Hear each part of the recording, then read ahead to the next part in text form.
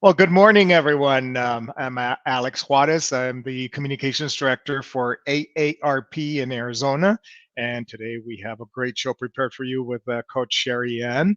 As you know, AARP is the nation's largest nonprofit, nonpartisan organization dedicated to empowering people 50 and older to choose how they live as they age. With a nationwide presence and nearly 38 million members across the nation and approximately 900,000 in Arizona, AARP strengthens communities and advocates for what matters most to families: health security, financial stability, and personal fulfillment. In the month of January, we are focusing on thriving job market. For almost 2 years, older workers continue to feel the impact of the coronavirus pandemic.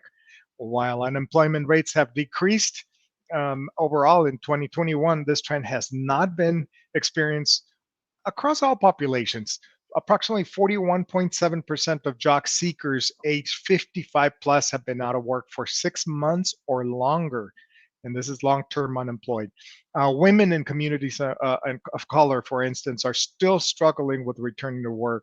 Some lost their jobs during the pandemic and have not been able to gain employment since, or have struggled to re enter the workforce while trying to manage care responsibilities for their children, parents, or loved ones. To help experienced workers and job seekers get to where they want to be, AARP offers effective resources and innovative tools, spotlights employers that value experienced workers, and confronts age discrimination in the workplace. Whether you're kicking off a job search or looking to advance your career, sometimes a fresh perspective is all you need to break through, re energize yourself, and learn how to apply your skills in ways you've never considered. At AARP Work and Jobs, you'll find innovative tools and tips for experienced workers. It's a whole new way to jumpstart your search to help accelerate your career. Visit us at www.aarp.org/work. Thank you again for joining us. And for those I haven't seen since the beginning of the year, but I was sick last show, and I continue to struggle a little bit, Coach Sherry, and I'm recovering, from COVID. It was not a fun experience, but today's topic is a great topic. I hope to learn a ton of it because we're going to be talking how to boost our immune system. Welcome, Coach Sherry Ann. How are you? Thank you, Alex. I'm doing quite well, actually. Knock on wood. So we've managed to stay healthy in this house. So I'm thankful for that. That's wonderful. That's great. So we're going to But talk we about the do, immunity. yeah, we do a lot in this house to help boost our immune response. And there's a lot of talk about, is that really possible? And there's been a lot of studies done on it. And the reality is if I can give you tips to help boost it, like, why not do it? It's not going to be harmful. It's going to be super Hmm. helpful, if anything. So, we Right. have our immune response. So there's sometimes it's immune system. Sometimes I reference it as a response, because what's happening is your body is responding to an antigen that it doesn't like. And so it's helping your body get rid of it and expel it. And so we're given, so at birth, you have an innate immunity. And so that's, everyone has innate immunity. And how that looks is Mhm. coughing reflex. So if your body recognizes something that doesn't want to be in there, you have a cough reflex. We have mucus that traps, these foreign things that our body doesn't recognize, to help expel it, whether it's through your nose or through mucus in your throat and you're coughing. We have enzymes that attack things that it doesn't, your body doesn't recognize and like. We have, your skin is it's your largest organ. It's one of your biggest protectors. It keeps things out that don't belong in. We have stomach acid that recognizes things that, bugs that aren't supposed to be in there, and not bugs like insects, but, things that we don't, that your body doesn't like, that it's going to harm it or make it sick. So we have this innate immunity that fights and responds immediately and first. So then we also have acquired immunity, and that is things when you're exposed to antigens, your body naturally builds up an immunity against that specific antigen to help fight it if it ever shows up again. So acquired immunity is what you create based on your exposure. And then we have passive immunity, which is typically vaccines. Infants have passive immunity from their mother at birth, and that's just to help protect them immediately, but that goes away at 6 to 12 months. And just like vaccines, like the flu vaccine, you have to get it every year because a passive vaccine, I mean, a passive immunity doesn't last forever. It's just to let your body recognize that there could potentially be something that would show up, and you know how to immediately start the response. So it doesn't protect you fully. Vaccines never protect you fully. They just help your body respond quicker, but they're never permanent. Passive immunity isn't. Acquired is the best, and that's really exposure. And so even when, so because I live a very healthy lifestyle, I can tell when my immune response is responding to something. And just because I might feel a little run down, I might not get fully sick, but I'm super tired, or there might be extra mucus, and my kids are the same. Like if they wake up with a sore throat, I'm like, oh, well, you've got extra mucus that's draining down the backside of your throat because your body's processing something. So you just have a slight imbalance. And so, but your body is doing what it's supposed to be doing to create that acquired immunity against whatever you came in contact with, whether it's a flu virus, hopefully not the COVID virus, but there's viruses everywhere. And so we want to have our immune response respond appropriately to help us fight that off so we don't have long-term issues. Exactly. So, That's so great. immunity is a really kind of a complex thing. And so can you really boost it? Well, you can definitely give it every fighting chance. So we're going to talk about those tips and how to build that immunity. Before we continue, just like to say hello to Todd Silva. He's always watching us here in Arizona. Lisa is watching us from Illinois. Gloria in New Jersey. We also have Farrell from the Beatitudes campus, so welcome. Billy watching us from South Dakota. Holly is in Gilbert as well. So thank you so much for joining us and for participating.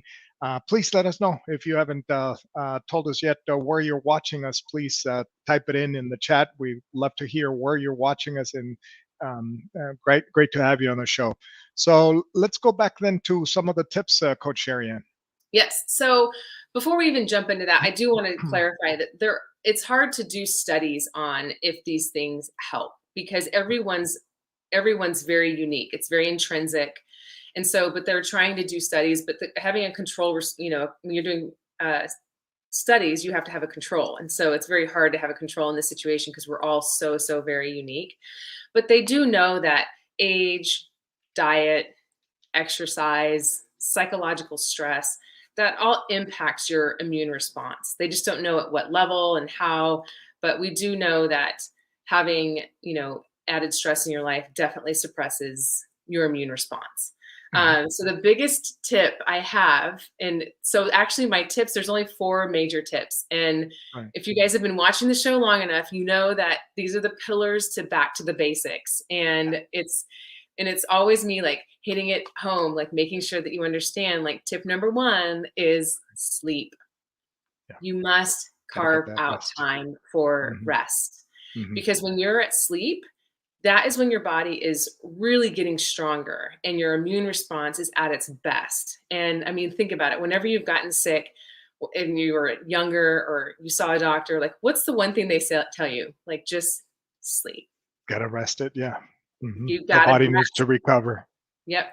So, and us as adults, and especially in today's society, in this fast-paced world that we're living in with instant gratification and answers all the time, we have a tendency to not sleep as much, and we have these little devices that keep us up at night.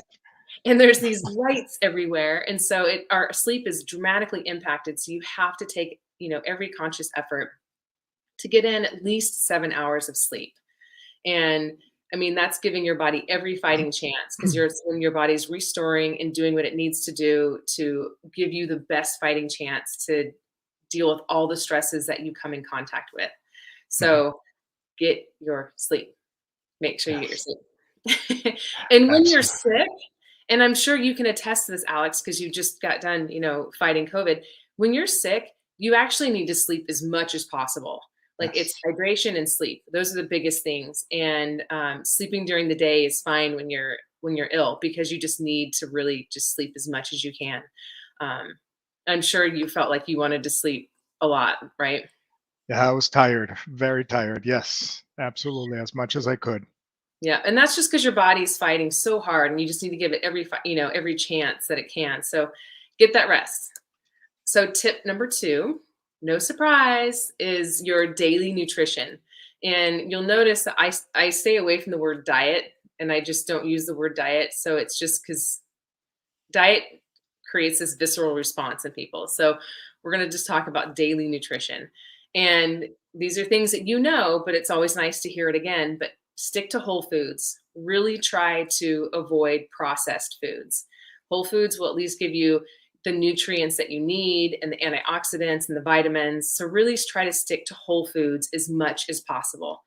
Make sure you're getting in your healthy fats, because your healthy fats have an anti-inflammatory response.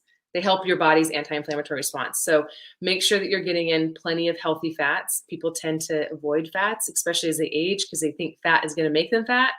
But consuming fat will not make you fat.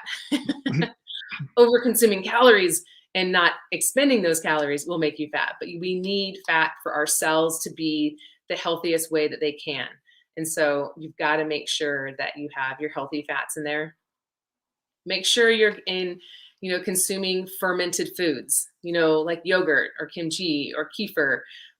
Fermented foods actually have a lot of benefits for probiotics, which is going to keep your gut healthy, because your gut is where a lot of your immune response will also help too. So you've got to make sure that you're getting either a good probiotic, and check the sourcing on it if you're not going to do fermented foods. And I had this joke with a friend the other day about wine, because wine is fermented grapes. It's like, that's totally fine, right? Actually, red wine actually has a lot of antioxidants and benefits to it. Just Right. watch your consumption of alcohol, because alcohol does suppress your immune response. Sure. So make sure if you are consuming alcohol and choosing to have that glass of wine at 5, that red wine, because there are a lot of benefits to red wine, but just keep it in moderation. But yeah, so make sure you're getting in that fermented food, if not a good probiotic. So, and along with daily nutrition, hydration. It's so important to have good hydration. And a lot of that is because if you're dehydrated, your lymphatic system isn't going to work as well. Your blood isn't as, it's not as liquidy, so it's not as flowing, so it's not cleaning out, because our body is a natural cleaning mechanism. Like, our blood gets filtered, our lymphatic system takes care of all of the things that, we don't want, and it collects it, and then it flushes it out. So if you're not consuming enough water, you're not giving your bodies a fighting chance to do that as effectively as it can. And so my rule of thumb is 2 32-ounce bottles of water. And so a 32-ounce bottle, and the reason I say that is because the Nalgene bottle that my kids use and I use are all 32 ounces. So it's like, make sure you drink 2 of those a day. And yes, you are going to have to pee a lot. Yeah. But that's part of the process. That's okay. Of expelling things in your body that aren't supposed to be there. So, because that's the biggest complaint I get from people is like, but if I drink that much, then I have to pee. And I'm like, that's part of the process. Yeah, exactly. So make sure you're staying hydrated. Make sure you're drinking plenty of water. And that does not include your coffees, your teas, your sodas, your sparkling waters. Make sure you have plenty of water in your system. Yeah. A lot of people say adding flavor or something to it is not good. You've got to watch that, probably because of the sugars as well. Yes, if you're putting in there's some out there that don't have sugar in them, and so I would encourage you to do those but not fake sugar. Like, I'm not a big fan of fake sugar. Stevia is okay, because that is a naturally occurring from a plant. Mm-hmm. So yeah, you just have to watch the sugar intake if you're doing something along those lines, like doing an additive. Because I do have people that say to me, I hate the taste of water. And I kind of chuckle, because I'm like, water doesn't really have a taste. But what they're saying is they need something that does have taste. And so if you can, just get really comfortable with water. Like, the water is the best thing. Like, that is the best. It really is. Absolutely. Yeah. There's a question from James asking a question about vitamin D. He wants to know what the daily value, the DV for vitamin D is. And he wants to make sure, of course, that he doesn't take too much vitamin D and is fat soluble. So vitamin D is an interest. So the best way to get vitamin D is to go out into the sun. And so I don't know where you are, James. Like here in Arizona, it's really easy to get vitamin D um, just from being out in the sun because we don't naturally produce it. So we do either have to go. I mean, we naturally produce it if we're out in the sun, but if you're not in the sun, you're not gonna get it. And so taking it is it depends on I don't know the DV for vitamin D. I honestly don't. But if you look it up online, I'm sure that you can find it online. And what I will do is I will circle back around to the Facebook page and give you what information I can find on the DV for vitamin D. And so I don't believe that you can overdose on vitamin D. So that one, but I will definitely, James, circle back around and answer that question on the Facebook page when I have a better answer for you.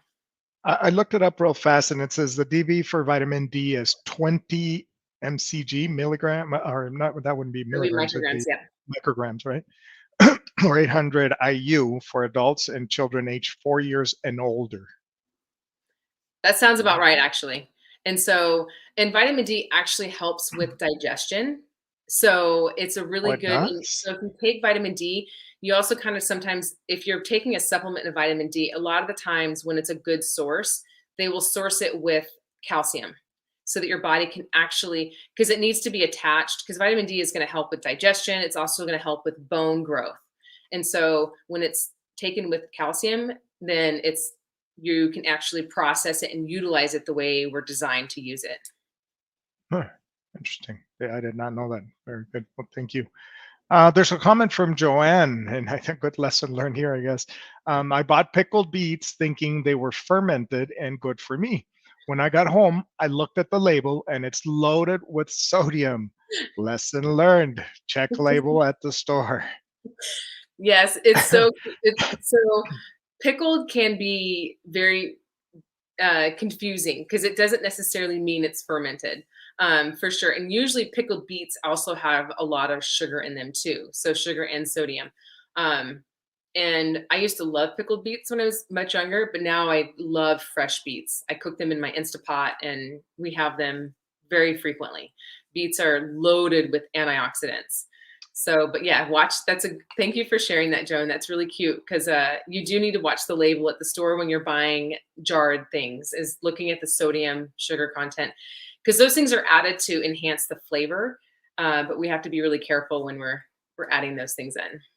Yes, exactly. All right, back to the tips. So we first one was sleep, rest, of course. Then we talked about nutrition, hydration, very Yep. important. What other tips do we have? So the next one would be exercise and movement. And so, like I've always said, and this is another pillar to the back to the basics, a minimum would be 3 times 30 minutes throughout the week. And I've always said if 30 minutes is too much of a chunk for you, then divide it into 2 15-minute blocks. But 3 is my minimum. If you can get in 5 times a week, you're way better off. 5 times 30 minutes. And like I said again, if you need to do 15 in the morning and 15 at night, there's nothing wrong in that. But get out and move your body, because when you're moving your body, your blood's pumping, it's filtering much more efficiently. It's actually, like I was telling Alex before, like go move, make sure you're moving, because he's still coughing, because that's one of the lasting things with COVID is you don't want to be sedentary. You want to get out and move and expand those lungs so that all the cilia that's in there which are these little hairs that move the mucus out, like help get it out, because you don't want it settling at all. So get out and start moving your body, get the blood pumping, because that will also just help you be healthier in general. I mean, it's, if you want to live a healthy lifestyle, one of the biggest things is moving. So keep your body moving. It doesn't really matter what it is, just do it. Just make sure you're getting it in, because it's going to increase your blood flow and just make you feel better too. And so along those lines, I do want to touch on, if you do end up getting a virus of some sort, whether it's COVID or the flu or just a cold, sinus, anything that makes you feel run down and your immune response is taking care of you, let your body rest until you don't feel all the lethargy and the heaviness of it. But then once you start feeling a little bit better, it's really important to start moving your body. Even if it's for 10 minutes, but move it. But for those exercise crazies out there, me, you have to be really careful when your immune response is kicked in and it's taking care of you. Because if you do anything longer than 60 minutes, it does suppress your immune response even again. So you run the risk of a secondary infection.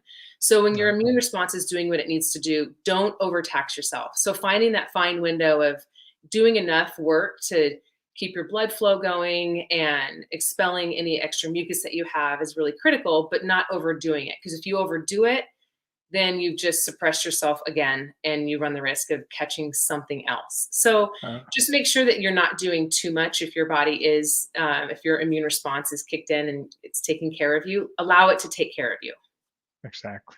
I'm so glad that you're talking about this exercise because obviously during COVID, I had to quarantine Mhm. up to, I think I was 11 days, almost 12 days. I think that I was pretty much quarantined because I was still positive.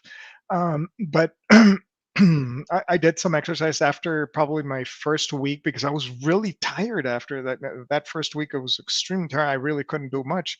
But then the second week I started exercising there in the room a little bit more. But I also question. I didn't know. I'm glad you're talking about this to go out there and exercise and get those lungs moving. But I was concerned that with exercise you start coughing more. Is that going to create more cough or not? But so I'm glad you touched on that.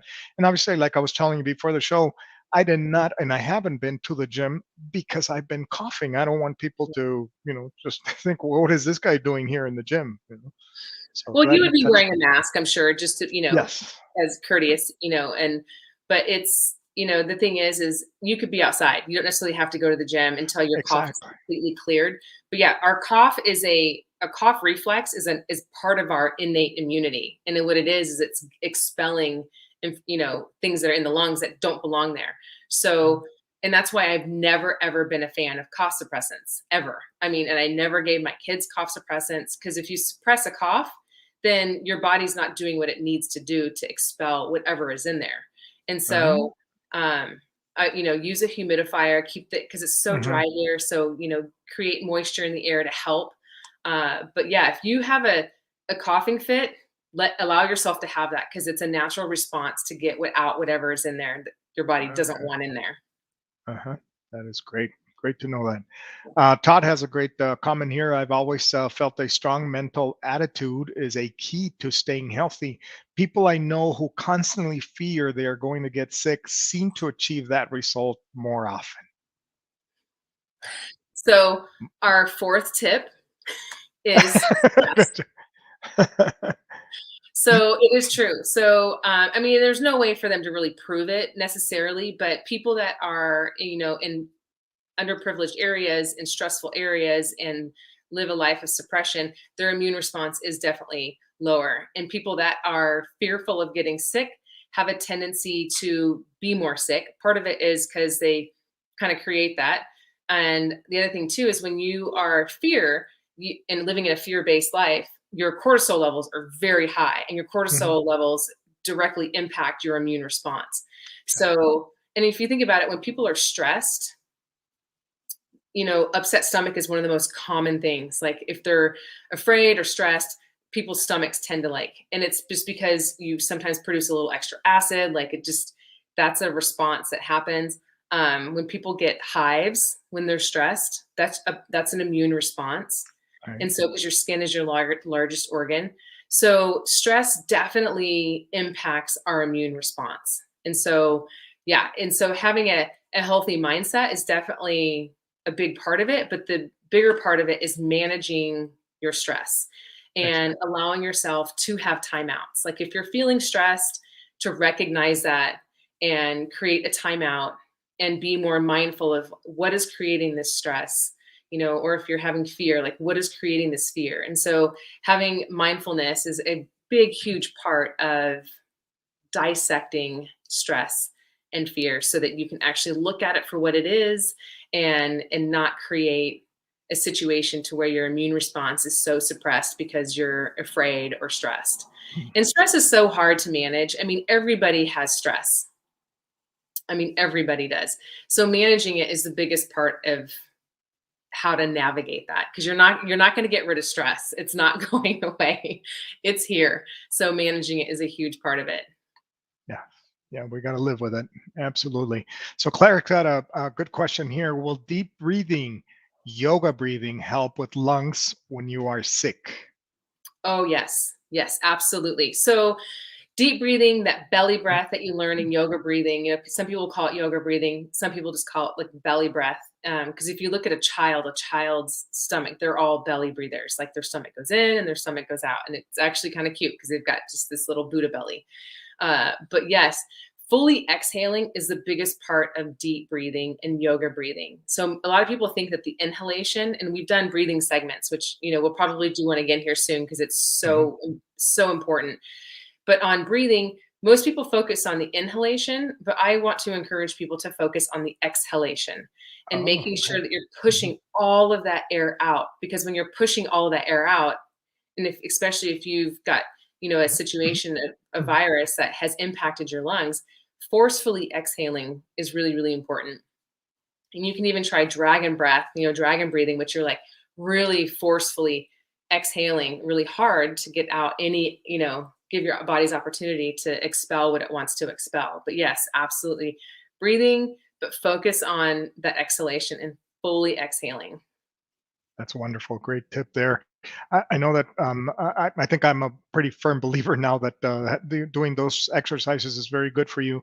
I had a vaporizer at night, but during the day, what I would do is I would just steam water in the pot there by the stove and just get that steam in there and breathe it as much as I could, and it seemed to help a little bit. Oh yeah. Like when I was a kid, we would boil a pot of water and we'd put our face in the pot of water with a towel over Yes, our head to trap it. right. Hmm. Uh, and you, after the steam's gone, you come up and it's just like all of this mucus just drains out of your face, and it's so gross, but it feels so good. So, Yeah, oh yeah, doing anything to help move, because here in Arizona it is so dry. Creating as much moisture as you can in the air really does help. mhm, wonderful. So you were going to go into tip number 4. No, 4 was stress, like Oh, the managing stress. stress. Okay, very good. Excellent. Yep. So I Manage mean, stress, right? it's the Okay. pillars that we've all talked about having a healthy lifestyle. It's sleep. It's having a good, nutrition and hydration together go together. And Mhm. then moving your body. Make sure you keep moving your body. And then managing that stress the best way that you can, whether it's meditation, breathing exercises, giving yourself a timeout. I mean, like the best way I manage stress is I go for a run. Like that's my go-to.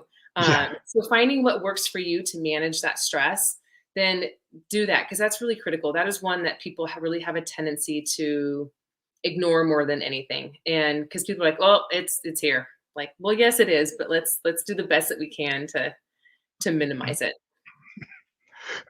That is correct. So we have about 2 minutes left. Any other tips that you'd like to talk about?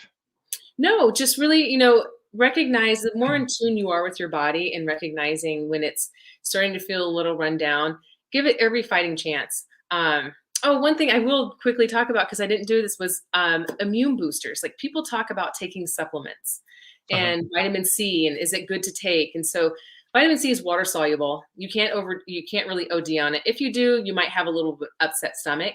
But it is an immune supporter. The next one is elderberry, and it's elderberry, so it obviously comes from a fruit, but it's loaded with vitamins and antioxidants. Right. And it reduces inflammation, which helps with cardiovascular health. So elderberry is another one. And the last one, which is really, really important, is zinc.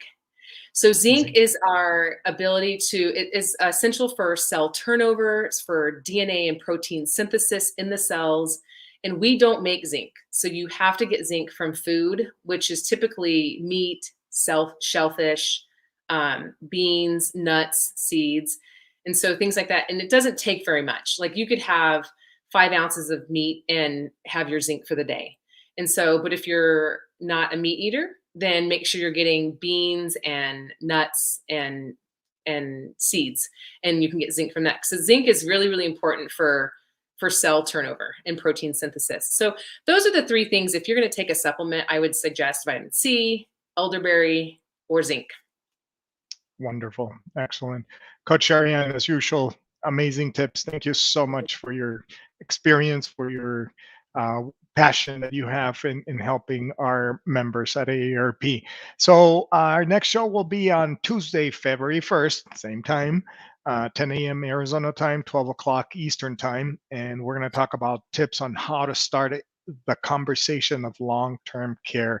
Such a difficult conversation if we have a loved one that's going to be going into long-term care. What can we expect on that conversation, Coach Sharian? Just like you already said, I'm going to be giving some tips and things to look for when you're looking into long-term care, and the anticipation of the myriad of emotions that you're going to have, because it is a hard conversation to start. So I'll just be giving tips on how to start that conversation and what to expect in that conversation. Wonderful. And AARP has many resources on long-term care, caregiving. Please visit our aarp.org/caregiving pages, or visit our aarp.org/AZ if you live in Arizona, of course. But each state, AARP has state offices, and they have resources that you can look up for caregiving, long-term care, etc. Coach Sharian, thank you so much. And to our viewers, wonderful to have you back. Great to see you. And for participating, we wish you a great rest of the week. Thank you and have a great time.